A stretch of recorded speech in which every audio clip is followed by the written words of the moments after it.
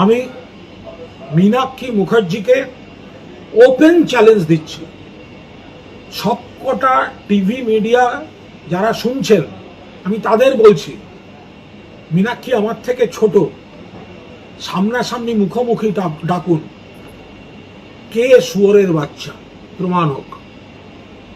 Meenakshi মুখার্জিকে open challenge দিচ্ছি।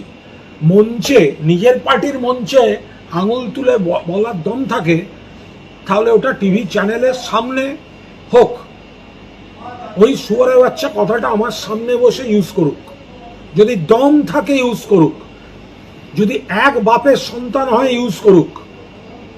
সে ডাহা মিথ্যাবাদী, অতৃপ্ত আত্মা। সে আনন্দবাজারে চাকরি করাকালীন এই শুয়ারের বাচ্চাকে কোনোদিন যোগ্য সাংবাদিক বলে মনে করেনি বলে সারা জীবন তাকে দিয়ে দড়ি বাঁধিয়েছে, বিজ্ঞাপনে কাজ করিয়েছে, সাংবাদিকতা করতে দেয়নি। আপনাকে বলছি, একদম অভদ্র, অসৌজন্যে ভরা। ক্ষমতায় থেকে যান, পিঠে কিরকম পড়বে দেখবেন। আপনাকে বলছি, শাসন ক্ষমতায় থাকলে ভদ্রতা, সৌজন্যবোধ যেটা থাকতে হয় এটাও এরা ভুলে গিয়েছেন। কিন্তু ক্ষমতায় থেকে যখন যাবেন তখন অন্য দল করবেন যে দল ক্ষমতায় আসবেন। আপনাকে বলছি